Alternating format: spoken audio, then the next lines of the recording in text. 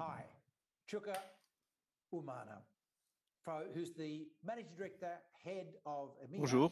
Europe and Middle East and Africa, LVSG, is joining us today to talk about what he's doing Directeur général de EMEA dans le domaine de SG. Il va nous parler un peu de ce qu'il fait au sein de JP Morgan et ce que JP Morgan fait à cet égard au changement climatique et au titre vert. Merci beaucoup d'être ici parmi nous. Parlez-nous un petit peu de votre histoire, racontez-nous un peu votre vie, comment vous êtes arrivé à travailler dans cette société mondiale et faire des changements, et parlez-nous de votre passé, ce que vous faisiez dans votre passé. Moi, je suis de l'autre côté du mur maintenant. J'essaye de changer le monde. Et c'est, à vrai dire, ce que nous faisons ici au sein de la banque. Fréquemment, ce que nous faisons dans le secteur financier, ce qui est comme quelque chose qui répondrait aux besoins de 1% de l'économie des plus riches. Mais lorsque nous pensons à la taille de l'institution, d'une certaine façon, nous sommes la plus grande banque du monde et nous travaillons avec un groupe énorme de personnes et des dizaines de milliers d'Américains ont des actions, des intérêts directs ou indirects de notre banque. Et il s'agit d'une institution très importante pour la société et toutes ces intérêts sont dans ce que nous faisons en tant qu'entreprise. Bien au-delà de cette structure de pouvoir, cette banque est une banque qui a affaire avec des personnes, la transparence, des personnes du monde entier. C'est donc un énorme privilège. Et pour moi, ça a été un fort changement. J'ai été parlementaire au Royaume-Uni et j'ai aussi fait partie du cabinet dans des affaires et j'avais cette forte expérience du secteur public. Maintenant, je travaille de l'autre côté, maintenant, dans le secteur privé. Et pour moi, c'était une partie d'une transition, d'un processus continu de changement. Oui, il est important de considérer la valeur, la pertinence, l'importance des institutions d'un grand volume de capital. Nous parlons de trillions de dollars tout au long des prochaines années. Nous n'avons pas de fonds publics pour répondre à tous ces besoins et de répondre à tous les besoins du monde. Et avec tous ces changements climatiques, les ouragans et ainsi de suite, nous avons besoin du soutien du capital privé et du monde financier. Nous devons donc trouver ces solutions ensemble. Merci beaucoup, Sean, d'avoir mentionné le terme solution. C'est très important. Cela fait partie de notre travail. Nous cherchons des solutions, surtout tout au long des 18 derniers mois. C'est devenu quelque chose de très important. Depuis la dernière grande crise mondiale, de la crise financière de 2008-2009, à l'époque, le marché financier a été vu comme la racine du problème. Et dès lors, il y a eu un changement de perception. Et en ce moment, le monde financier fait partie de la solution et ne fait plus partie du problème. Cela, naturellement, concerne plusieurs composantes du secteur.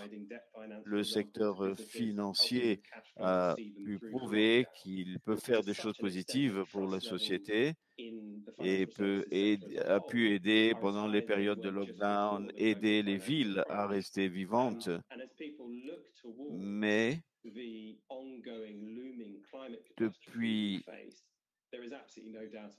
la grande crise financière de 2008, il n'y a aucun doute que le rôle des services financiers ont changé.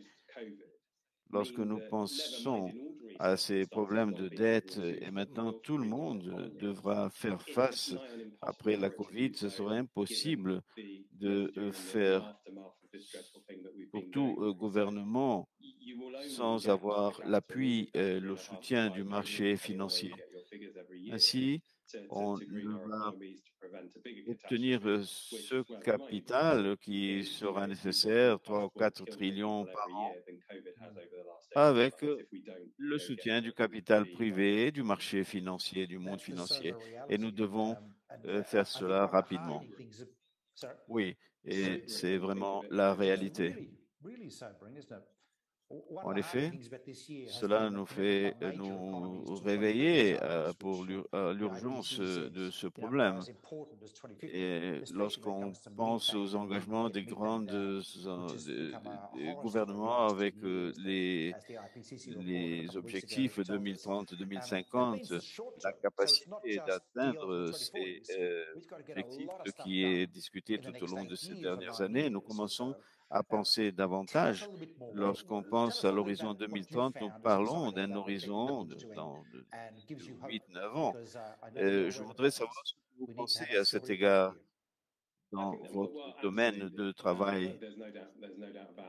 Nous, nous connaissons les problèmes maintenant, nous devons parler de solutions et parler d'espoir. Ce qui est important, c'est que nous devons prendre entre nos mains ce genre de choses. Et comme cela a été très clair dans la lettre qui est envoyée tous les ans par notre PDG à tous nos investisseurs et au marché, il est important par ailleurs que ces paroles viennent avec des actions.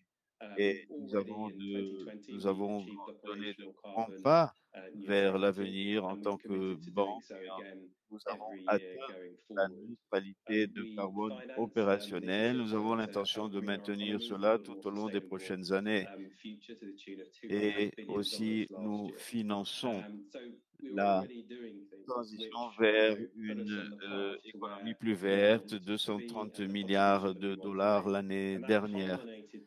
Nous sommes un peu loin d'où nous voulons atteindre, mais nous avons donné des pas importants vers cette direction et nous avons des objectifs ambitieux. Il y a deux côtés euh, de mettre en ligne et avant les accords de Paris, mettre en ligne le portefeuille de c'est avant les accords de Paris, oui, c'est exactement ce que je dis, et de définir très clairement comment nous avons l'intention d'atteindre cela en définissant les secteurs qui seront prioritaires pour atteindre ces objectifs et pas nous n'avons pas choisi les secteurs faciles, en voici comme l'énergie, le pétrole et le gaz.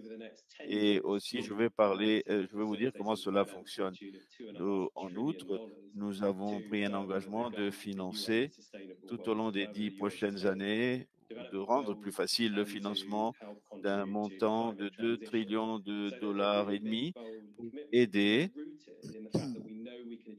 à rendre faisable cette transition vers un monde faible de carbone, même sans carbone. Il faut qu'on soit ambitieux pour pouvoir arriver où nous voulons arriver et éviter ces catastrophes dont nous débattons ici.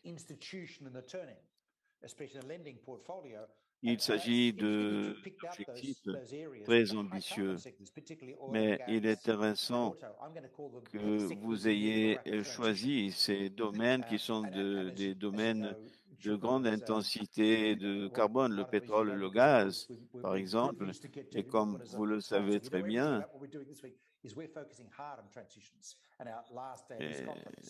nous sommes sponsorisés par JP Morgan. Donc, vous savez que tout ce que nous faisons ici, vous savez très bien quels sont nos objectifs et quelle est notre activité pour réaliser cette transition que nous voulons réaliser.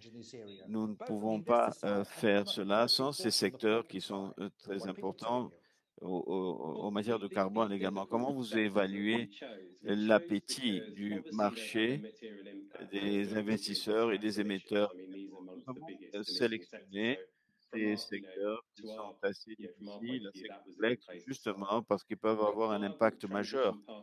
Et ça a été un bon endroit pour commencer. Nous avons déjà vu des voies de transition avec plusieurs acteurs dans ces domaines. Et il est important aussi de savoir que nous pouvons travailler avec ces domaines, mais dans le cas du secteur et du gaz, dans ces secteurs-là, ils auront des- va aider la transition d'autres secteurs également. Mais ce qui est difficile pour les grandes entreprises, pas seulement celles du pétrole et du gaz, c'est que c'est important de reconnaître que du point de vue de la durabilité et de GES, c'est comme à l'époque du Far West. Nous ouvrons de nouvelles contrées et c'est encourageant. Comme vous l'avez dit, cela a été mentionné auparavant tout au long de cette conférence, le lancement des titres durables, le volume de fonds qui font partie de ce marché. C'est vraiment quelque chose de très intéressant et qui a eu une forte croissance tout au long des 5 ou 6 dernières années. Et quoique nous ayons eu un gouvernement totalement contraire à ce programme tout au long des 5 dernières années, du point de vue d'un émetteur entrepreneurial. Et c'est intéressant de voir que nous sommes dans un milieu qui pourrait être contraire à cela. Mais nous travaillons dans un monde où il y a des différentes normes, différents standards, mais il y a un appétit pour cela. Donc, il y a plusieurs secteurs différents et de standards différents. Et il y a d'autres difficultés liées à l'obtention des données correctes. C'est plus facile lorsque nous pensons à des données environnementales et des données sociales. Il y a une forte connexion entre GES dans le cycle SEG et notamment si nous pensons les marchés moyens, si nous pensons parlons de grandes entreprises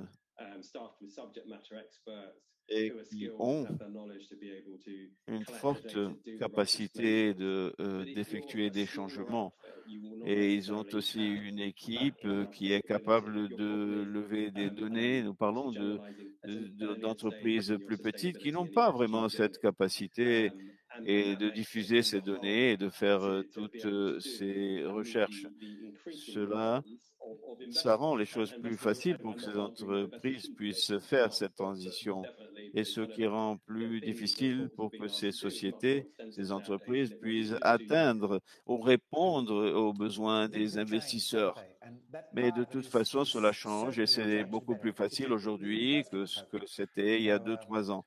Oui, les choses changent et nous voyons que le marché change pour le mieux et nous avons un certain espoir. Nous savons quelles sont les solutions et les choses ont été établies pour ces secteurs et nous savons que les sources de capitaux et pour pouvoir induire ces changements. Mais nous savons ce qu'il faut faire. Ce n'est pas si simple que ça. Mais nous avons déjà tous ces engagements de JP Morgan, les 2,5 trillions dont que vous avez mentionné. Mais comment nous pouvons accélérer ce processus? Il y a beaucoup de personnes qui viennent frapper à votre porte, qui sont intéressées à faire cela. Vous faites un travail plus proactif et d'aller chez ces gens-là. Nous avons une demande interne et extérieure très forte qui a une croissance, une montée en puissance exponentielle. Et il y a eu un groupe qui a été créé à la fin de l'année dernière et qui s'occupe justement de cela aux États-Unis. Il s'agit d'un projet pilote Concernant la demande attendue, ça a été beaucoup plus importante que celle qu'on attendait. On a dû donc augmenter notre équipe et nous avons créé un groupe de transition de carbone en octobre pour s'occuper des secteurs dont j'ai mentionné, où il y a une où il y a une grande intensité de carbone pour aider au niveau de la transition. Et nous travaillons avec des experts du secteur. Et dans ce cas, la demande a eu une montée en puissance exponentielle. Et nous pensons donc à voir comment nous allons atteindre nos buts et je vois beaucoup de choses qui se produisent. Je parlais avec mon équipe cette semaine même à ce sujet et quelques personnes qui ont rejoint JP Morgan en 2021. Et très souvent, je me rends compte quand je parle avec des clients que dans certaines sociétés, ceux qui lancent ces idées sont le CEO et CSO et pas forcément les gens qui sont responsables de la durabilité dans l'entreprise. Pour cela, cela est important.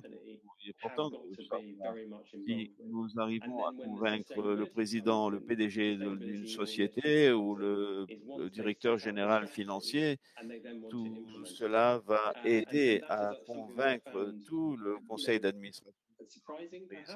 Et en deuxième temps, vous pouvez parler avec le directeur de la durabilité ou le chef de la durabilité, mais cela sera utile pour rendre opérationnel notre rapport avec l'entreprise. Mais naturellement, ce n'est pas le résultat scientifique sur la base de mon expérience. Mais je dirais que si on arrive à convaincre les grands patrons des entreprises, cela va nous aider à convaincre et à changer la trajectoire de l'entreprise. Mais il y a 10 ans, j'ai été ministre parallèle au Royaume-Uni et à l'époque, je me souviens que beaucoup de notre travail concernait l'aspect entrepreneurial, comment promouvoir les minorités au sein entrepreneurial. Et ce que nous voyons aujourd'hui, c'est que peut-être cela est moins important. À l'heure actuelle, ce qui se produit au niveau du monde, et il y a 10 ans, ça aurait été quelque chose d'impossible, quelque chose de tout à fait radical. Les entreprises de l'époque n'auraient même pas de tenir compte de développer certaines initiatives. Autrement dit, les changements ont été si draconiens et le type de conversation que nous pouvons avoir les PDG des entreprises, cela a eu un effet énorme dans la manière dont la société perçoit les grandes entreprises. Et toute cette situation qui a suivi la crise financière de 2008 a généré une forte incertitude en personne et a forcé les grandes entreprises à changer leur façon, pas seulement de travailler, mais aussi leur perception qu'on ne peut pas tout simplement ajourner les solutions vis-à-vis de la crise climatique. Et c'est devenu quelque chose de central au niveau du débat parce qu'on ne peut plus attendre. C'est fascinant de participer de ce débat et de ce processus. Je voudrais donc vous poser la question, quels sont les défis à relever que les grandes entreprises ont vis-à-vis de cette transition? Nous avons lu plusieurs histoires et nous voyons des controverses des sociétés, des entreprises qui sont impliquées dans ce marché et ce que veut dire un label durable. Je me souviens qu'il y a quelques années, je pensais que cela avait le potentiel de devenir quelque chose qui pourrait attirer le marché et les investisseurs. Et le marché a fait son devoir et a assuré de pouvoir appliquer les normes correctes et les standards corrects lorsque nous vendons nos produits et que le client ait toutes les garanties des tiers et des avis de tiers. Et cela explique mieux la situation au marché en général. Et en travaillant avec toutes les autorités de réglementation au Royaume-Uni, aux États-Unis également,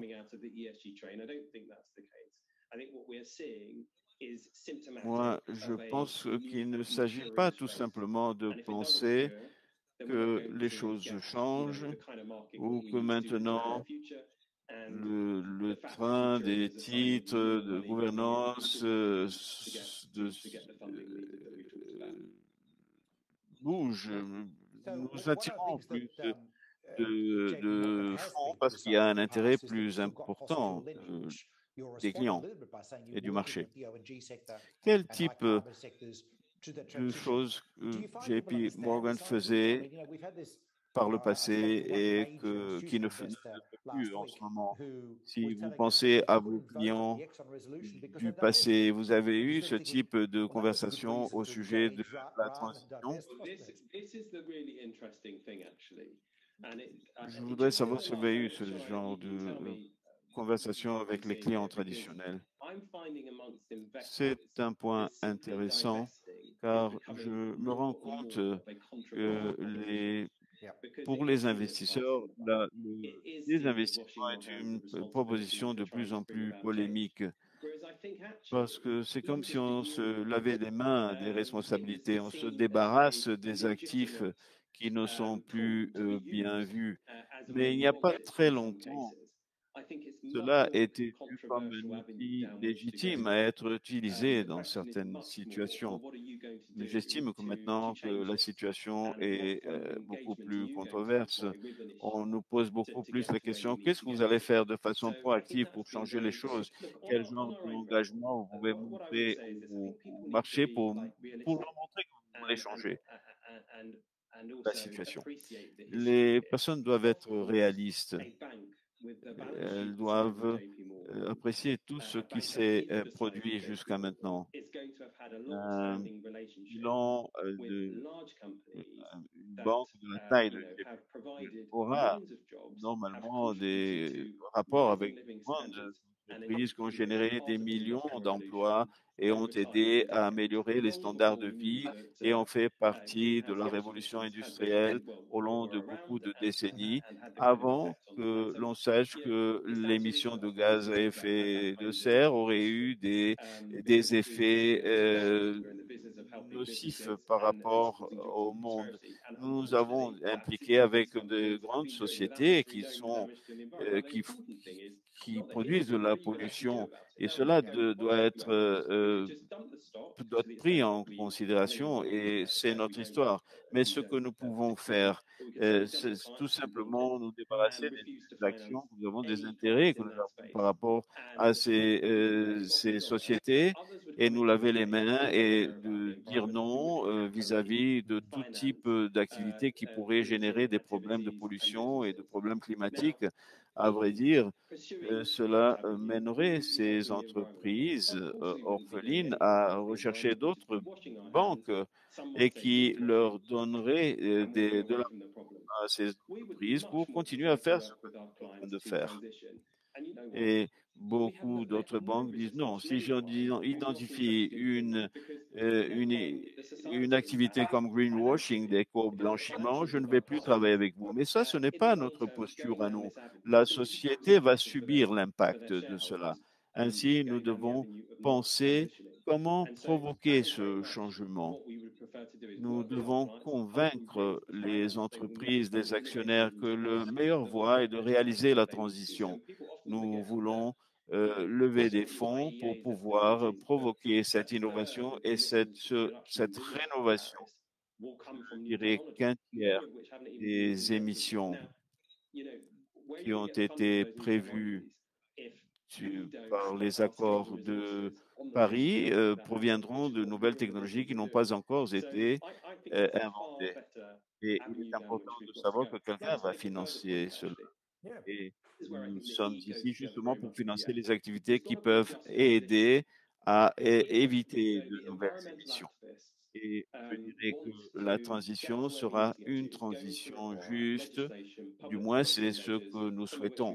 Et le marché aura besoin de législation, de mesures de politique publique, et on ne pourra faire cela les personnes qui travaillaient dans des politiques publiques, comme je le faisais par le passé, nous ne pourrons faire cela que s'il y a le soutien du public. Si la moitié du pays croit qu'il y a beaucoup d'opportunités et qu'il y a une forte valeur vis-à-vis d'une génération de ce nouveau marché, cela sera possible. Ainsi, nous devons assurer que les gouvernements commencent à créer de nouveaux secteurs et d'emplois dans ces nouveaux secteurs, et ces anciennes entreprises auront un impact plus important vis-à-vis de la santé de la planète et vont disparaître petit à petit. Nous devons générer des emplois pour changer ces emplois actuels. Autrement, il n'y aura pas de gain. La population n'aura pas de soutien à cet égard. Donc, pour résumer, quoique ce soit intéressant et attirant cette idée, ou attirante cette idée, ces idées qui sont diffusées aux États-Unis par rapport à la modification et d'amélioration de la qualité de l'économie, nous savons que ces idées n'ont pas une répercussion par rapport à tous les citoyens américains, toutes les personnes. Toutes ces demandes, tout cet impact dans l'environnement. Les personnes se posent la question, que faisons-nous par rapport aux nouvelles technologies et comment cela va aider à équilibrer l'économie, générer plus de possibilités? C'est une question que l'on devrait poser davantage. Bien, c'est très important et nous connaissons les problèmes, mais les solutions sont plus complexes. Vous avez raison, nous devons avoir des solutions et si nous travaillons pas, main dans la main avec ces entreprises, nous allons les perdre et elles ne vont pas chercher des solutions et quelqu'un d'autre va travailler avec elles. Donc, je vous remercie énormément de vos commentaires qui ont été très intéressants. Ainsi, la transition est quelque chose de très important. Et cela fait partie de notre travail.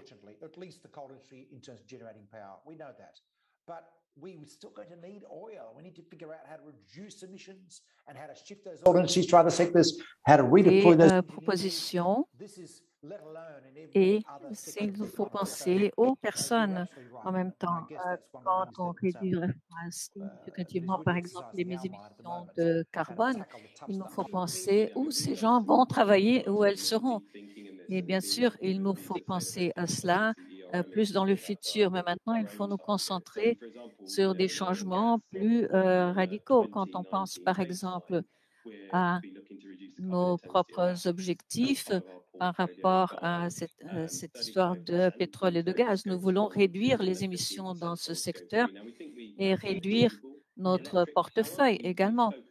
Et je pense que c'est vraiment un point à atteindre. Beaucoup d'émissions nous permettent d'avoir justement d'avoir une ligne de base. Et si nous avons, ce ne sont pas de petits résultats.